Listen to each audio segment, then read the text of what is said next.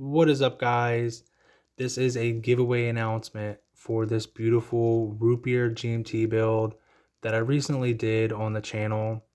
So I did not put giveaway in the title of this video, and I did that for two main reasons. The first one being I don't want to draw any unwanted attention from scammers. I find that when you put giveaway in the title of a video, it makes it easier for the scammers to find that video and then target that video. So while we're on that subject, I will not respond to any of your guys' comments saying that you won this watch or saying that you won anything else. And I definitely won't ask you for shipping money or anything like that. This giveaway is 100% free. All you need to do to enter is leave a comment down below. 1 week from today, I will do a live stream picking the winner.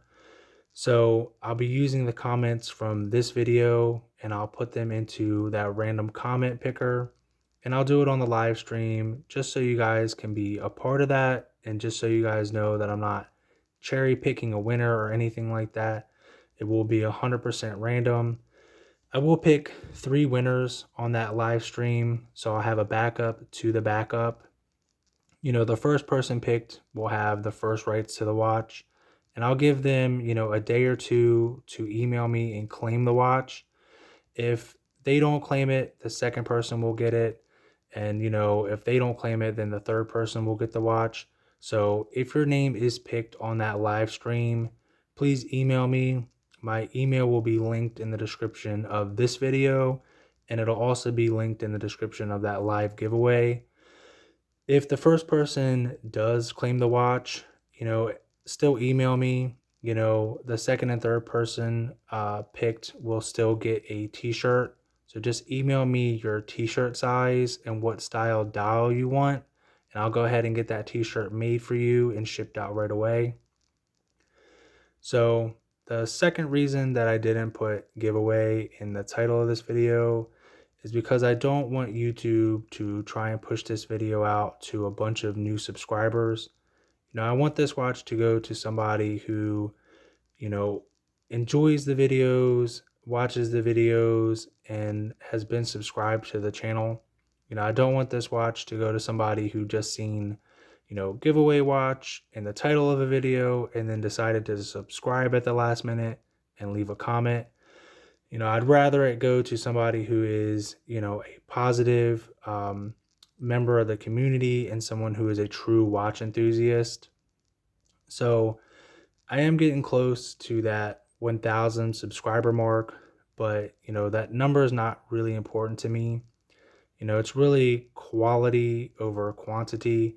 I'd rather have, less subscribers who are positive members of the community opposed to having a bunch more subscribers who are just, negative and, don't really add anything to the community and who aren't true watch enthusiasts. There's tons of people who just buy watches to show off and stuff like that. And that's definitely not what I'm about. And that's not what this channel is about. So, let's do that. Let's make sure this watch gets to somebody who is a positive member of the community. I want to give back because, I have gotten a few emails from people who have made purchases on Timeless t-shirts, saying that they enjoy the product and that they enjoy wearing it and stuff. I've had one person buy a watch on Timeless t-shirts and they reached out as well, just saying that they enjoy the watch and how beautiful it is and stuff like that. And I can't really say how much that positive feedback means, really can't put it into words. So like I said, people who leave comments on the videos that are useful and, give positive feedback and stuff like that, even if I'm wrong and somebody points out something, that's still a positive comment to me, right? Feel free to say I'm wrong with anything at any time. If I'm wrong, I'm wrong. You're adding positive information to the community. So I value those comments, right? So, I'd way rather this watch go to somebody who is a positive member of the community. So, other than the fact that I'm getting close to 1,000 subscribers and I want to give back to the community and the positive people within that community, you know, this watch does have a fake dial as well. And that's another reason that I'm giving this watch away. So, I did make a whole video about that and about how Wheeze Mods is selling fake dials and claiming that they're OEM. I did pay almost $100 for this dial.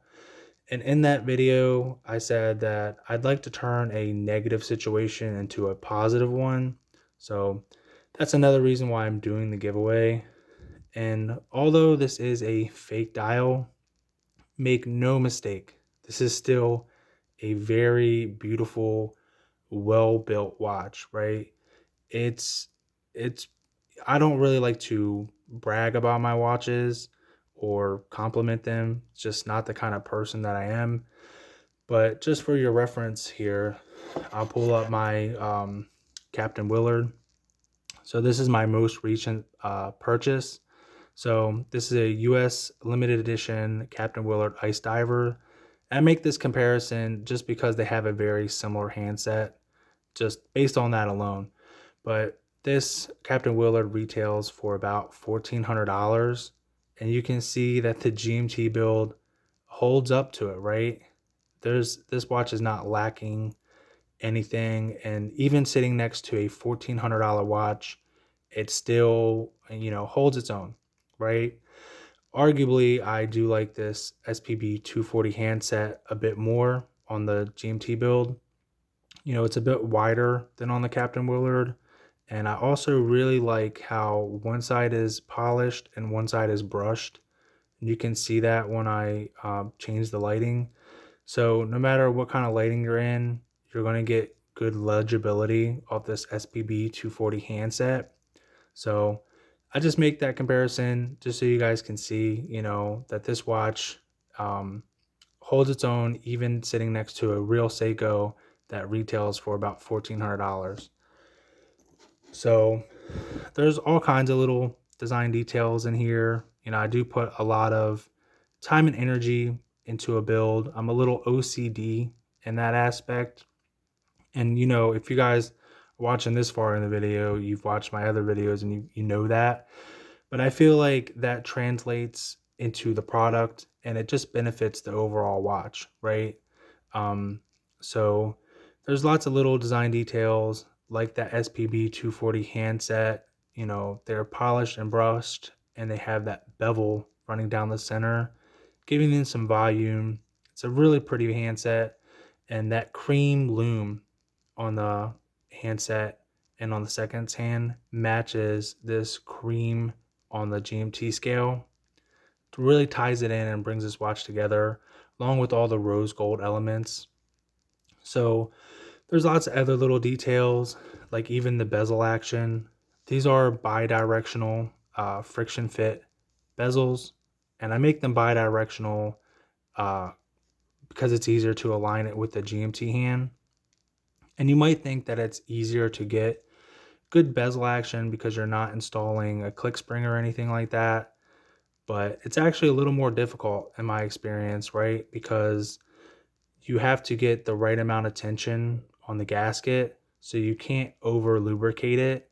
You want, a little bit of lube on there so you can move the bezel where you want it, when you want it, but you also don't want it so lubed up and loose that it's moving around on you all day, because it's just friction fit, and there's less to hold it in place. So you don't want it to be moving around on you all day, and you don't want to look down at your wrist and see your bezel way misaligned, especially if you're tracking a second time zone, right? You would hate to be tracking a second time zone and then your bezel moves and then you're all out of position. So lots of little details like that.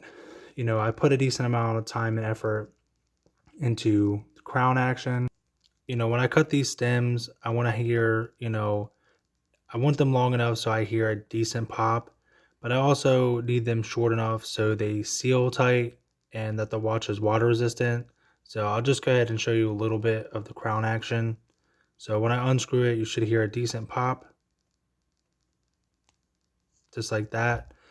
And you want to get, good crown action so it's easy to operate. It's a part of the watch that you have to engage with. So I feel like it's kind of overlooked sometimes when people are talking about watches. And also, when you push it back in and screw it down, it should screw in very easily, just like that. So, like I said, I spend a decent amount of time on little details like that, obsessing over things like the crystal to bezel transition. If you guys watch the videos, I build these up with those 3M adhesive rings. So this transition is super smooth and seamless. Like you cannot even feel this with your fingernail, right? It is a seamless transition, and that's just how it should be, right? So, it's built right and stuff like that. Other than that, the watch just looks great. This is a MM300 style case from DLW watches. I'll go ahead and wipe down the side real quick so you can see that, nice banana shape to it. It's, brushed on the lug hoods there, and then that polished transition. Then it's brushed in the center of the mid case, and then it's polished again.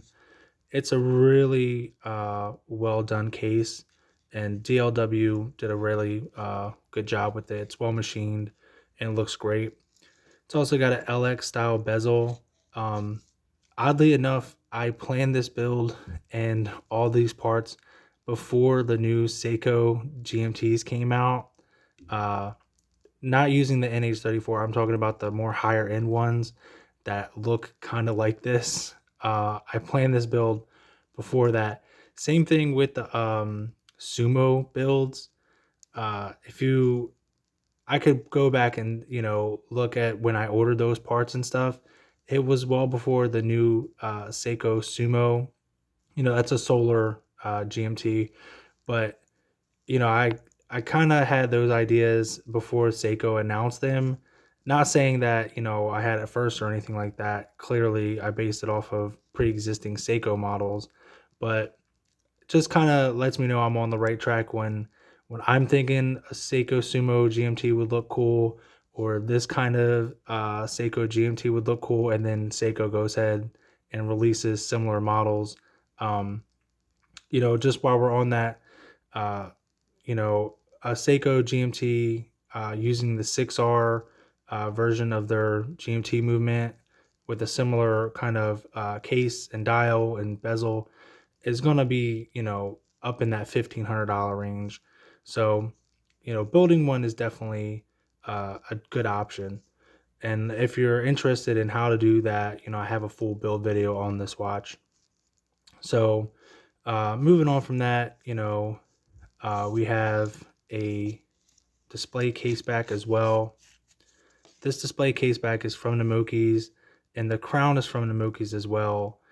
I ordered the crown from Nemokis because I wanted one that was unsigned, and DLW only had signed rose gold crowns.